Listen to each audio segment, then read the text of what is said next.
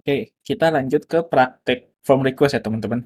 Pastikan Laraguna sudah dibuka, kemudian sekalian informasi dia. Sini kita masih menggunakan PHP 8.1 ya teman-teman. Kalau teman-teman mau pakai PHP 8.2 atau yang paling terbaru, itu nggak masalah ya. Sekarang kita start Laragunnya, kemudian klik file rootnya supaya langsung membuka folder rootnya. Kemudian bikin folder baru dulu di sini. Bikin folder baru, misalkan di sini latihan form request ya. Kemudian teman-teman buka di sini, kemudian sini klik kanan, show more option, open with kode ya teman-teman. Jadi langsung terbuka. Kemudian kita bikin file, namanya index.php aja ya teman-teman, supaya gampang lah. Oh, ini ngebuka lagi ya, index.php. Create file.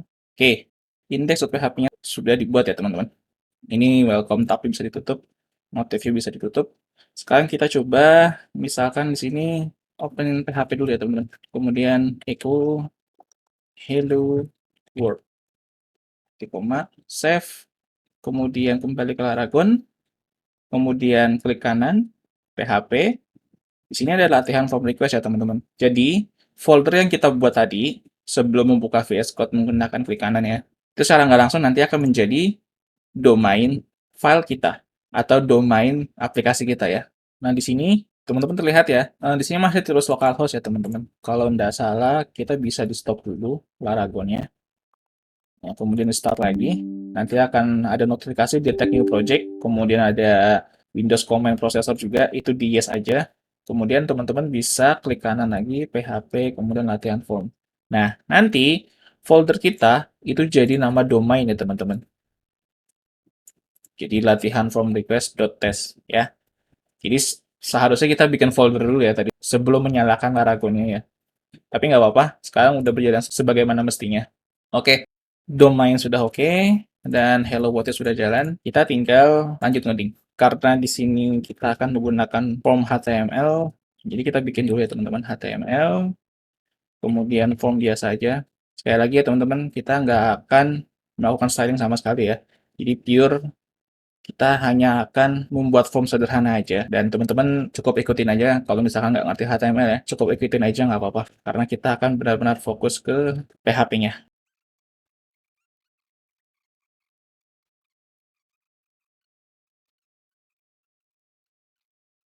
Oke, kita coba balik ke browser ya teman-teman. Refresh. Nah, oke, sudah ada ya. Form nama depan, nama belakangnya. Hello world-nya dihapus aja deh, nggak apa-apa. Meskipun ini sebuah file PHP, tapi nggak ada PHP-nya sama sekali, nggak apa-apa ya. Karena cara kerjanya PHP itu di-compile di browser, maka dari itu kenapa HTML itu bisa berjalan di file PHP ya. Kalau nggak salah begitu ya. Kalau misalkan salah ya tolong dikoreksi di komentar ya teman-teman. Oke, sekarang sudah ada nama depan dan nama belakang ya teman-teman. Dan ini kita set action-nya adalah ke index PHP. Oh, ini kurang ya. Kurang metodenya. Misalkan metodenya di sini tulis saja post. Nah, oke. Karena dia akan nge-hit ke diri sendiri atau mengirim value ke script itu sendiri. Jadi itu mengirim ke diri sendiri ya teman-teman. Mudah-mudahan paham nih. Di sini kita bisa coba bikin misalkan tak membuka PHP, kemudian kita tutup. Aduh, codingannya kelihatan nggak ya teman-teman? Aku coba zoom deh. Nah, mudah-mudahan kelihatan ya. Kalau misalkan baru kelihatan sekarang ya teman-teman bisa pause dulu videonya terus ditulis codingannya ya teman-teman. Sederhana aja, ikutin seperti ini aja nggak apa-apa. Karena kita akan lebih fokus ke PHP-nya ya. Ini kan ada namanya name ya, nama depan sama nama belakang ya teman-teman. Karena di sini kita set metodenya post, itu berarti di sini kita bisa mengakses ya $post nama depan. Nah, jadi variabel $post akan terdeklarasi berdasarkan dari form yang dikirim dari user ya, atau dari bagian front end-nya lah. Seperti itu ya teman-teman. Karena di sini ada nama depan dan nama belakang, itu berarti kita bisa print dua-duanya ya teman-teman. Ini tinggal di copy paste aja nggak apa-apa ya. Tapi kalau misalkan teman-teman langsung print seperti ini ya, kita coba, oh sorry, kita coba kembali ke browser, refresh. Nah, nanti akan terkena warning undefined array key. Kenapa terkena undefined array key? Karena ketika pertama kali mengakses halaman ini, belum ada yang mengirim request. Oleh karena itu, kenapa variabelnya masih belum ada. Sekarang, kita coba perbaiki dulu kodenya. Misalkan if found misalnya ya, $post ya. kemudian baru kita echo nanti.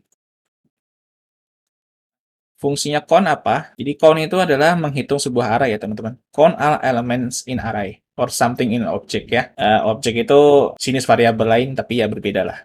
Cuma yang jelas ini kita masih akan menggunakan array ya teman-teman. Nah, kalau $post itu bersifat array juga, jadi kalau misalkan sebuah form atau sebuah halaman itu belum pertama kali diakses dan belum ada request yang dikirim, maka $post ini isinya hanyalah sebuah array kosong. Oleh karena itu kita bisa menggunakan count ya teman-teman. Oke, kita coba echo ya. Sekarang kembali ke browser, refresh, warningnya hilang. Sekarang kita coba isi nama depannya, misalkan Turu. Kemudian nama belakangnya Sakti. Ya. Kemudian kirim. Nah, muncul ya teman-teman, Turu Sakti.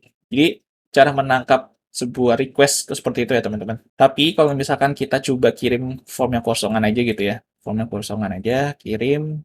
Oh, kita udah kasih required ya. Misalkan nggak pakai required ya. Save.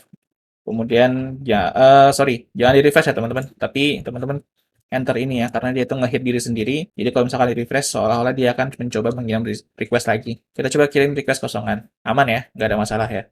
Ini udah coba dikirim, kirim, nggak ada masalah tuh.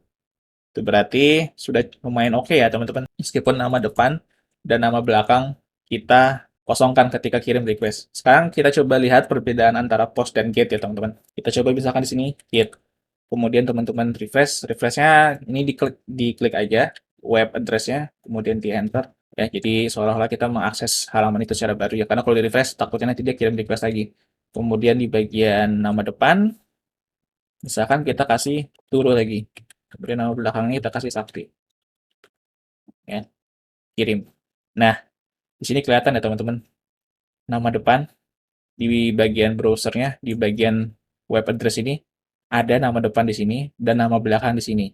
Ya, ini disebut query URL ya teman-teman. Kalau nggak salah, ini disebut query URL.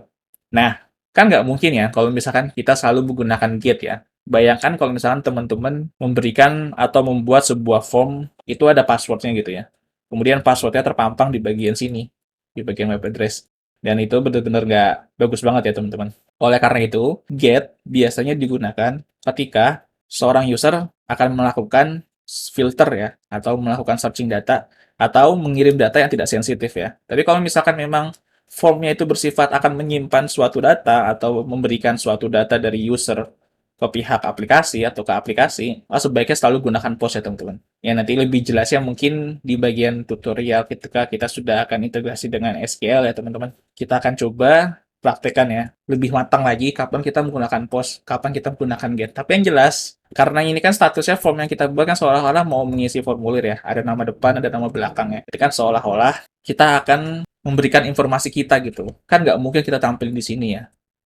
Se-urgent apapun, pokoknya bisa mungkin jangan gunakan $get lah, atau gunakan metode get ketika kita akan memberikan data kita. Atau ketika kita membuat sebuah form yang mengharuskan diisi dengan data user. Sebaiknya tidak menggunakan get ya teman-teman. Jadi di sini kita gunakan post saja. Nah, kenapa juga tadi ketika dikirim nggak muncul? Karena di codingan yang kita tangkap hanya $post, bukan $get. Jadi kalau mau $get, sini tinggal ganti aja $get. Oh, sorry, $get. Seperti itu teman-teman. Ini di refresh. Nah, jadi muncul ya terus aktif. Tapi dari segi kode ya sebetulnya ini belum aman ya. Ini coba aku balikin dulu ya ke post ya. Kita pakai metode post aja ya teman-teman. Ada satu hal yang paling sering kejadian ya teman-teman, yaitu kebiasaan bahwa input yang diberikan belum difilter atau belum dibersihkan lah dari sebuah string yang berbahaya. Mau coba? Kan aplikasi sederhana banget ya. Kita sudah bisa mengolah data yang diberikan dari user ya lewat form ya. Tapi kita nggak bisa sepenuhnya percaya dengan data yang diberikan dari user. Contoh, misalkan nama depan, nama belakang. Kalau kita input string biasa, aman-aman aja.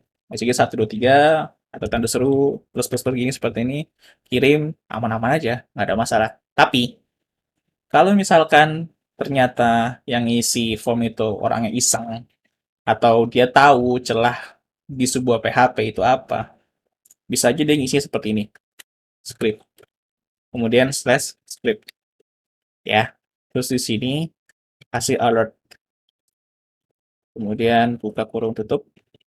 Kemudian kita kasih sini hacked. by guru misalkan. Ya, terusnya nama belakang baru input yang benar. Sakti misalkan. Kirim.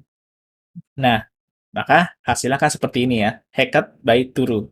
Ya, ini salah satu contoh dari cross-site scripting ya teman-teman. Ini contoh yang sederhananya, belum yang kompleks dan lebih berbahaya lagi ya teman-teman. Dan ini harus kita perbaiki ya. Ini bisa kita oke. Dan di sini yang muncul hanya Sakti, seolah-olah nama depannya nggak ada. Padahal nama depannya itu ada, tapi diisi sama script JavaScript atau snippet kode lah yang berisi keisengan tadi ya teman-teman.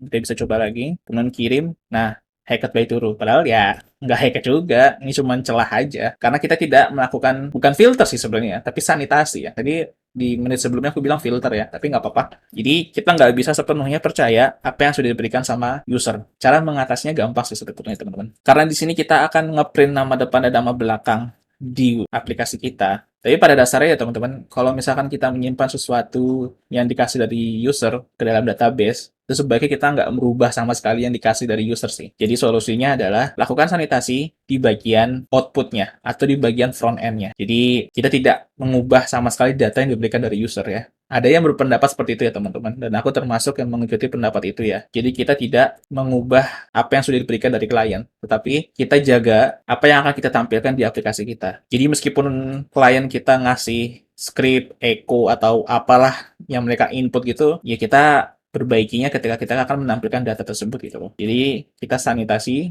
ketika kita akan menampilkan datanya. Jadi sederhananya ya, ini tinggal di-cut aja ya teman-teman. Sorry. Ini di-cut, kemudian tinggal HTML special charge. Yang jadi di PHP ada fungsi namanya HTML special charge untuk mengamankan atau mengubah ya kode-kode yang berbahaya, snippet-snippet kode yang berbahaya menjadi sebuah string lainnya lah. Sederhananya seperti itulah. Nanti bisa kelihatan contohnya. Special charge. Ya, kemudian di save, kemudian kita coba kirim lagi ya. Misalkan script, kemudian diakhiri dengan sakti. Kemudian kirim. Nah, jadi aman ya teman-teman. Jadi script ini hanyalah sebuah string biasa. Dia nggak tereksekusi sebagai JavaScript ya. Jadi ini sudah aman dan kita tidak mengubah input dari user sama sekali. Kita hanya melakukan sanitasi atau melakukan pengamanan ketika kita akan mencetak data yang dikirim dari user. Ya, sederhana aja ya teman-teman. Ah, ini mudah-mudahan kelihatan ya nih. Aku lupa, soalnya aku zoom dari tadi. Oke, ya mudah-mudahan di sini teman-teman paham ya. Salah satunya adalah XXS ini ya. Sebenarnya masih ada satu lagi ya teman-teman yang harus diperhatikan ya, yaitu CSRF ya teman-teman. Tapi kayaknya CSRF mungkin akan aku coba praktikkan nanti ketika sudah akan melakukan praktek CRUD ya teman-teman. Karena agak sedikit repot ya. Karena itu sudah akan bermainan session dan mungkin akan lebih gampang nanti kalau kita sudah masuk ke kasus yang lebih rumit ya. Sebenarnya sih nanti praktek CRUD sama MySQL tuh mirip-mirip lah sama ini. Kita akan bikin form, tapi form yang diisi ini sama user, isinya akan kita simpan ke database. Sederhananya hanya seperti itu sih teman-teman. Cuman menurutku ya sudah, itu nanti aja karena kita akan bermain dengan session nantinya.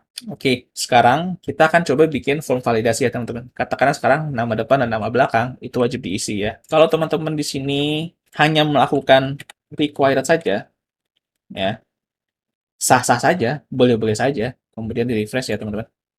Oh sorry, di enter. Nah, sah-sah aja sebetulnya. Ini ketika klik kirim, dari sisi user akan terkena warning seperti ini. Tapi, kalau orangnya tahu celahnya, dia akan melakukan F12, kemudian dia akan lihat elemennya, kemudian ke formnya, dan dia akan menghapus required. Dan otomatis nama depan, warningnya sudah nggak ada. Warningnya akan pindah ke nama belakang. Karena nama belakang masih ditulis, tapi kalau dua-duanya dihapus required, ya, kemudian dikirim, ya kekirim. Jadi itu ya celahnya dari HTML ya teman-teman. Meskipun di bagian front end kita sudah memberikan required, tapi tetap kita harus menjaga lagi di bagian back end-nya atau di bagian PHP-nya. Sekarang kita akan coba buat nama depan dan nama belakang itu wajib diisi ya teman-teman. Sederhananya begini. Atau karena dolar pos itu kepanjangan ya teman-teman. Gimana kalau kita pindahin ke variabel dulu?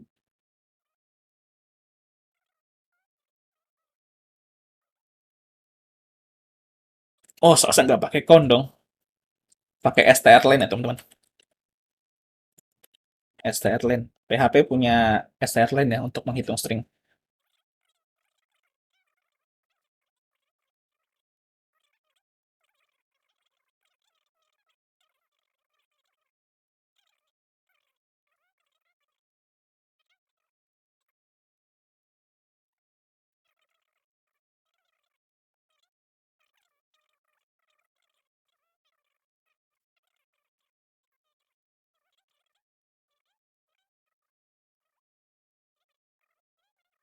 Kita akan tampilkan pesan error ini setelah field inputnya aja ya teman-teman. Jadi di sini ya.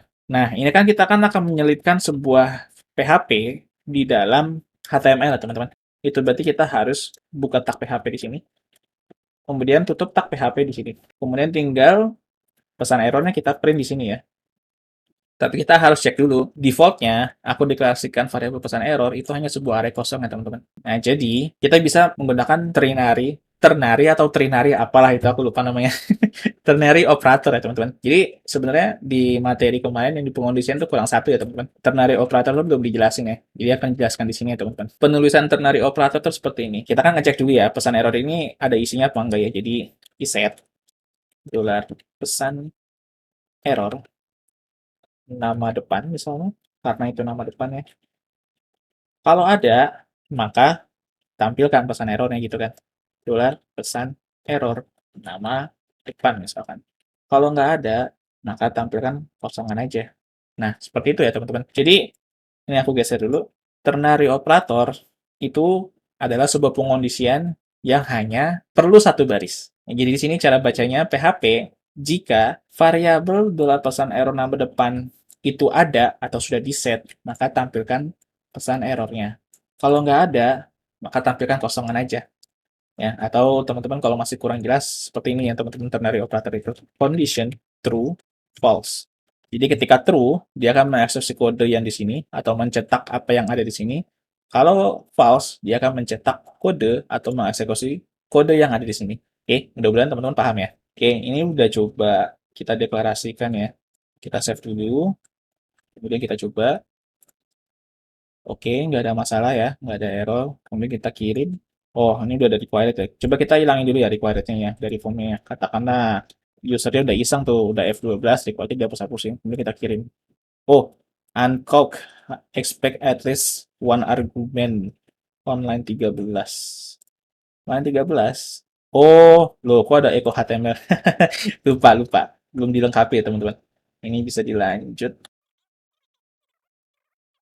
sama dengan nol. Seperti itu ya teman-teman. Biar lebih clear kodenya ini bisa dimasukin ke sini berarti yang echo. Ya, kita akses lagi next PHP, kita coba kirim. Pesan errornya masih nggak masuk ya teman-teman. Nah, di sini kurang echo ya teman-teman. Di sini kita bisa tambahin echo ya teman-teman. Kita coba balik ke browser, kirim. Nah, muncul ya teman-teman. Nama depan wajib diisi. Oke, ini sudah muncul. Tinggal nama belakang ya. Bisa di copy paste. Kemudian pesan errornya ganti jadi nama belakang ya. Sederhana ya teman-teman. Ini mungkin biar lebih enak dibaca, ini di ke bawahin deh. Kemudian ini di BR. Nah, di pesan errornya ada di sini. Jadi nggak terlalu ke samping ya teman-teman hubungannya. Nah, oke. Kita coba kirim kosongan ya teman-teman. Oh, ini baru nama depan wajib diisi. Lebih kecil sama dengan, oh, seharusnya lebih kecil sama dengan 0 ya. Kirim. Nah, udah muncul lagi. Nama depan wajib diisi dan nama belakang wajib diisi. Ya, ini secara nggak langsung kita sudah membuat sebuah validasi atau form validation ya, khususnya yang untuk wajib diisi ya teman-teman. Jadi sebenarnya masih banyak lagi sih, ada validasi email, ada validasi nomor handphone, kemudian ada validasi digit. Misalkan kita memasukkan IDR, nggak boleh lebih dari 10 juta, nggak boleh dari 50 juta ya. Itu teman-teman bisa kreasikan sendiri ya di sini ya teman-teman. Yang jelas, salah satunya untuk membuat form validation seperti ini ya teman-teman. Ya, jadi kita rekap ulang di video ini kita sudah praktek form request dan kita juga sudah mencoba menangani kasus XSS ya teman-teman atau cross site scripting. Kemudian di sini kita juga sudah melakukan form validation ya teman-teman. Mudah-mudahan di video ini teman-teman paham banyak ya. Dan ini baru kasus sederhana ya teman-teman. Sangat-sangat sederhana ya. Bisa saja nanti ketika teman-teman sudah mulai masuk dunia kerja akan mendapatkan kasus yang lebih kompleks ya teman-teman. Jadi jangan merasa puas dulu meskipun sudah sampai level di sini ya teman-teman. Tetap teman-teman kreasikan lagi, ingin membuat validasi yang seperti apa, ingin mencoba contoh membuat kasus seperti apa. Misalkan input hanya khusus email, input hanya boleh nama depan dengan maksimal 50 karakter, ya, dan lain-lain ya. Dan ini baru sebuah teks ya teman-teman. Belum nanti ada lagi upload file dan lain sebagainya lah. Dan itu upload file juga berbahaya tuh kalau misalkan ada extensive file yang tidak seharusnya tidak diperbolehkan di server ya tiba-tiba diupload sama user ya itu juga berbahaya tuh ya teman-teman. Jadi perlu juga yang namanya validasi ketika kita akan melakukan upload file. Tapi nggak apa-apa, mungkin nanti ketika sudah mulai masuk ke root ya teman-teman, kita akan coba sampai upload file juga ya teman-teman. Jadi sampai di sini dulu untuk yang praktek form request. Kita akan coba implementasi dengan MySQL di video selanjutnya.